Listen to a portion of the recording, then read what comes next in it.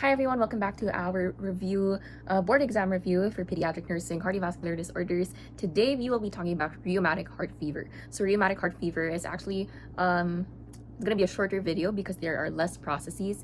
However, you will have to be memorizing a few things.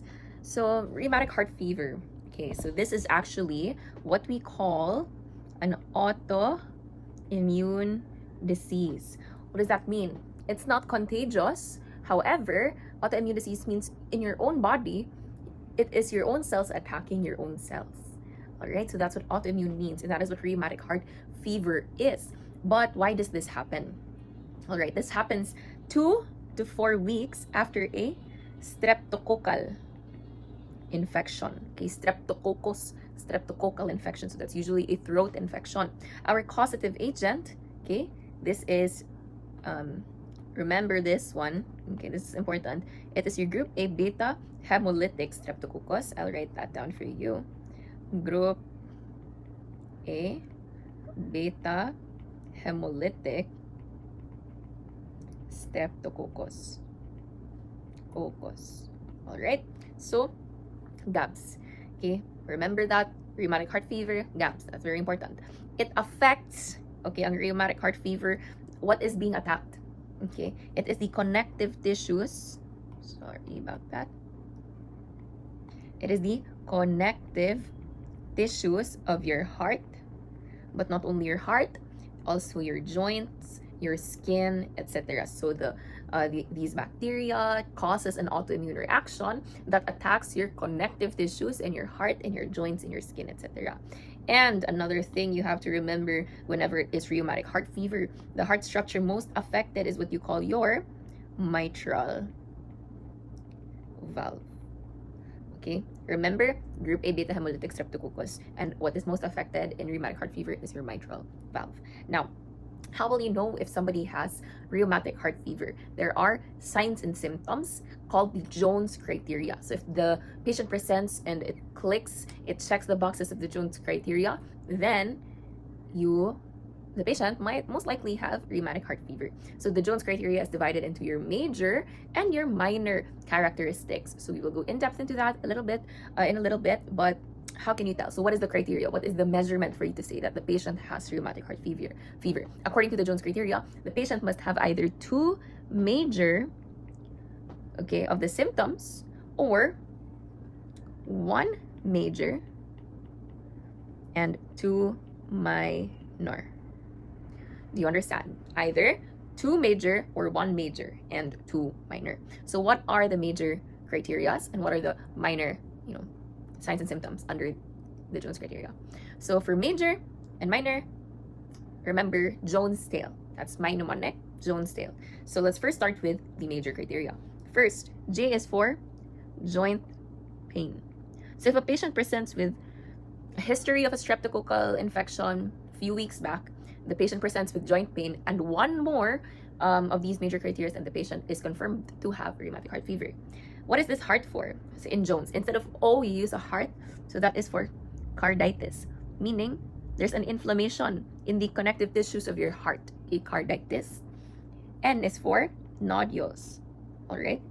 Or subcutaneous nodules. Okay, so what are subcutaneous nodules? Let's have a visual representation so that you'll be able to appreciate it more. So this is subcutaneous nodules. So these are just photos that I found on the internet, photos not mine, credit to the owner. All right, so this over here, this is the subcutaneous nodule. It's like a burot, it's a bump underneath your skin. You see that? That's your subcutaneous nodules. Okay, thank you, Google. Now let's move on to letter E in our major criteria. So let's go.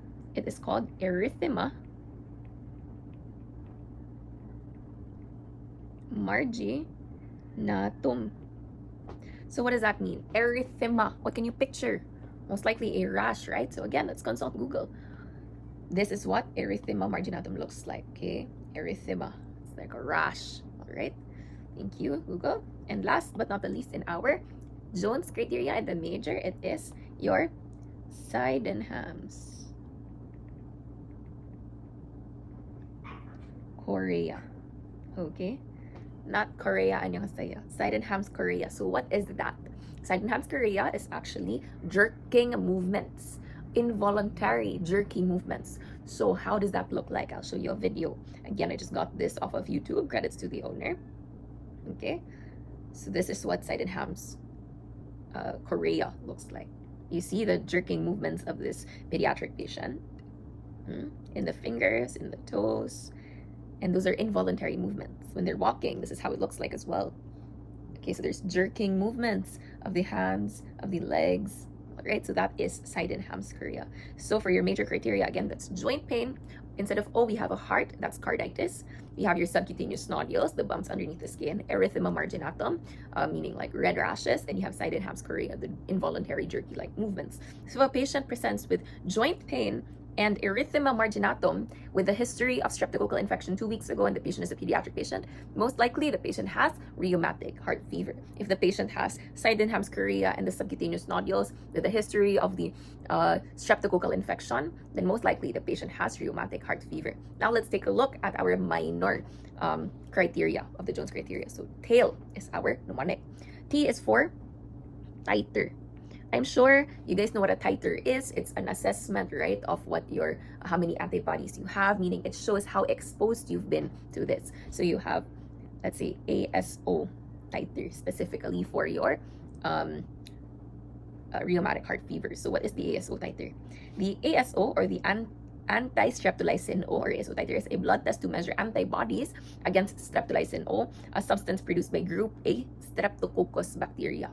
So basically, this titer, if you have increased ASO titer, meaning you have a lot of the antibodies against group A na streptococcus, which is the particular, it is the specific na bacteria or the causative agent responsible for rheumatic heart fever. So it means positive ka for exposure to streptococcal infection. All right. So A is for arthralgia. Okay. I is for inflammatory markers as well. Increased. There's an inflammation, right? Okay. So particularly what inflammatory markers? We have your CRP and your ESR. So if those two are increased, means minor criteria yan siya for RHF. Another is you'll have a low grade fever. So take a look at that, write it down, memorize it by heart. So for the major, we have Jones. Instead of O, we have the heart. You have joint pain, carditis, the nodules. E for erythema marginatum, and S for Sydenham's criteria. For our minor, we have the T, the titer. ASO titer is increased. Arthralgia, I for inflammatory markers, specifically ESR and CRP, meaning there is inflammation going on in your body. And L is for low-grade fever. So if you have two major or one major and two minor, then you're positive for rheumatic heart fever. For example, if the patient has erythema marginatum, low-grade fever, and an increased ASO titer, the patient has rheumatic heart fever. Now let's move on to management. So there are three. But the very drug of choice that I would like for you to remember is penicillin. Put a star beside penicillin. Penicillin. Important. Okay, that is the drug of choice for rheumatic heart fever. Number two, we have your acetyl salicylic acid, or your aspirin. Okay, for everyone's information, aspirin is very useful in many ways. Okay, aspirin has 4 A's, the 4 functions of aspirin. Okay, 2, 3, and 4. A, it is for anti-inflammatory, analgesic, meaning pang-relieve ng pain. Another, antipyretic, against fever. And last but not the least, it is also anti-platelet. Okay, so if we take a look at the functions of aspirin, anti-inflammatory. Again, there is inflammation, or there is carditis. Will it be useful? Yes, it will be useful.